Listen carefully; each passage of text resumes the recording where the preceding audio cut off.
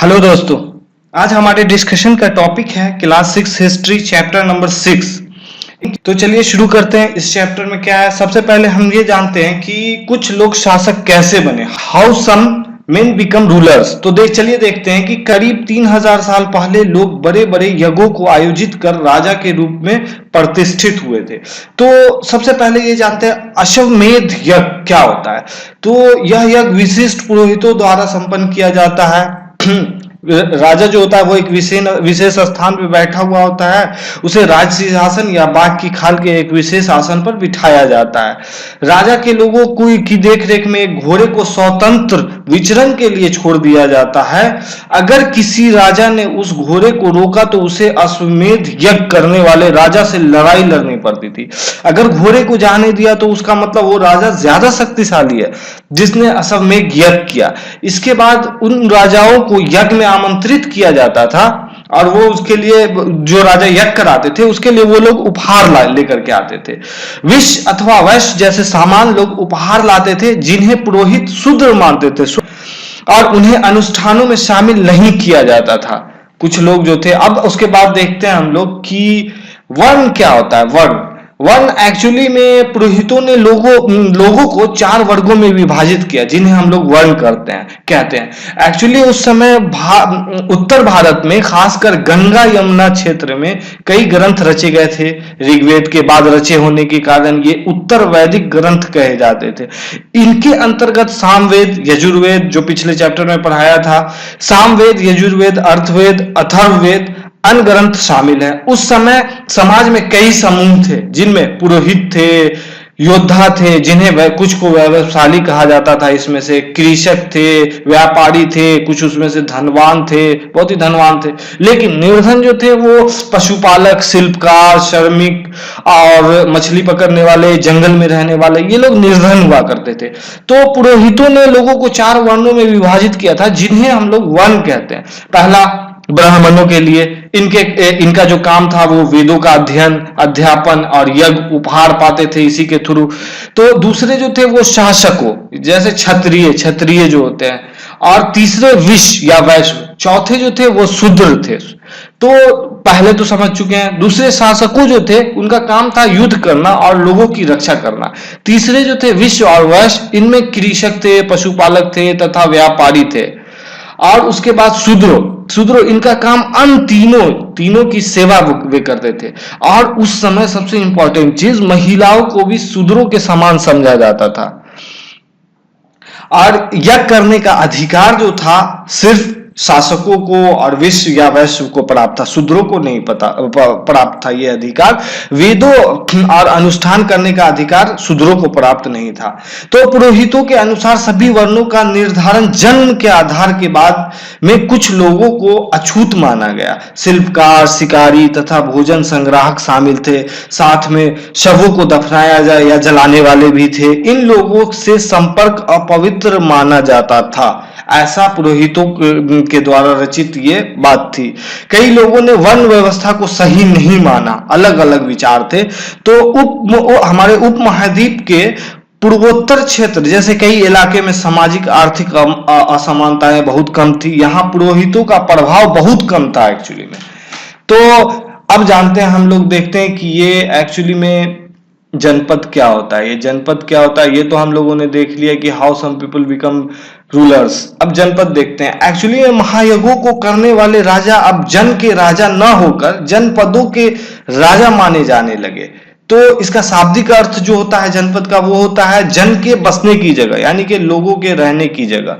तो पुरातत्वविदों ने कई जनपद की खुदाई की। दिल्ली में पुराना किला, यूपी में मेहर के पास हस्तिनापुर और एटा के। तो यहाँ से जो है बहुत सारे मिट्टी के बर्तन, कुछ धूसर और कुछ लाल रंग, कुछ विशेष प्रकार के बर्तन चित्रित भूषल पात्र के रूप में जाना जाता है। ये सरल रेखाओं और ज्यामितीय आकार के रूप में उपलब्ध थे। खुदाई से पता चला है कि लोग झोपड़ियों में रहते थे और मवेशियों और अन्य जानवरों को पालते थे, जैसे चावल, गेहूं, धान, जौ, दाल, गन्ना, सरसों जैसे ये सब फसल जो हुआ करते थे, ये सबको मतलब बनाते थे। तो जनपद समझ चुके हैं। अब हम लोग समझते हैं महाजनपद क्या होता है।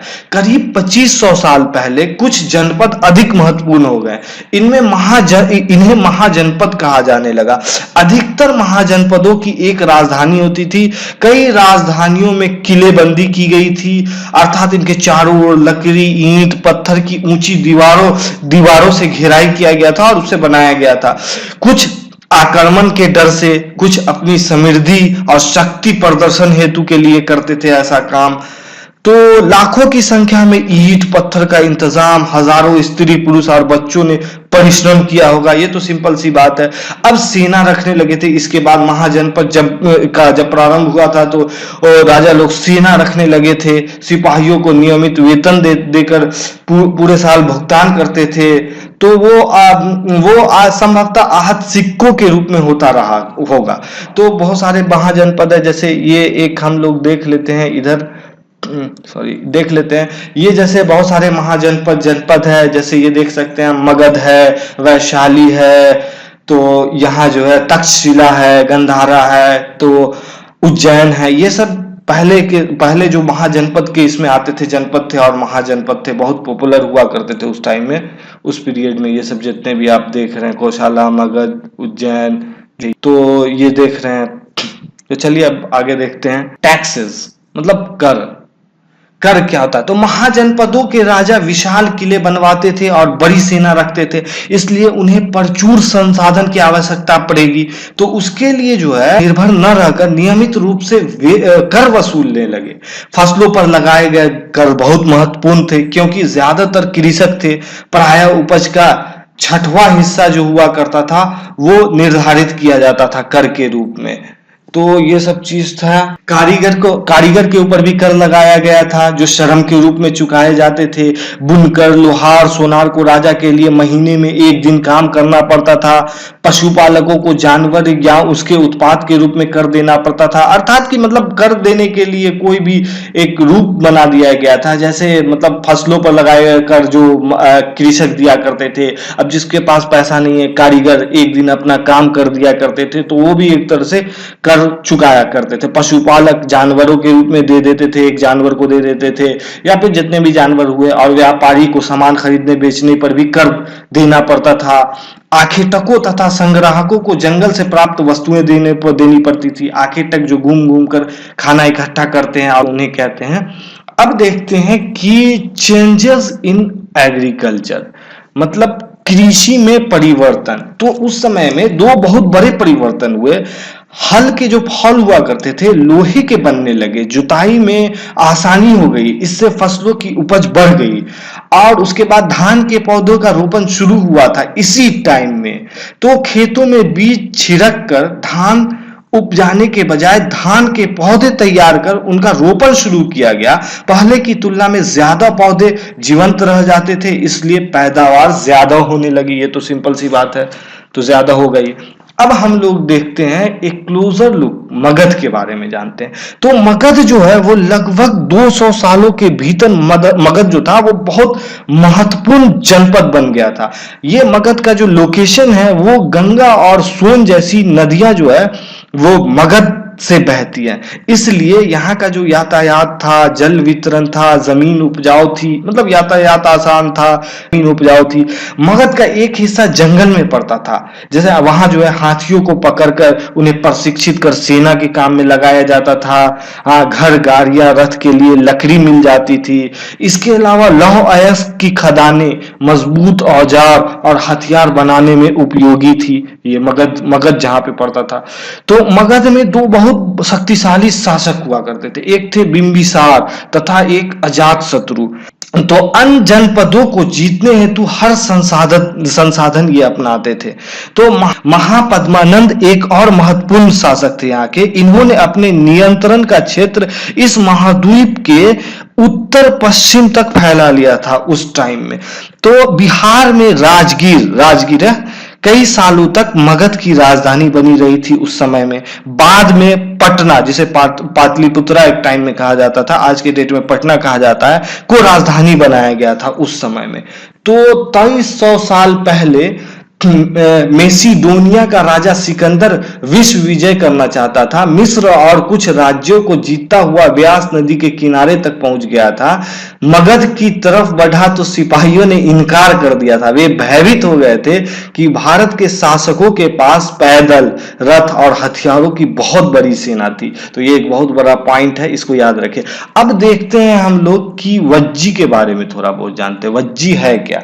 तो वज्जी जो है, मगध एक शक्तिशाली राज्य बन गया था उस समय में, ये तो पता ही। उसके नजदीक ही वज्जी राज था, जिसकी राजधानी वैशाली थी। वैशाली जो बिहार में पड़ता है। यहाँ अलग किस्म की शासन व्यवस्था थी, जिसे गण या संघ कहते हैं। ये हमेशा आप याद रखें।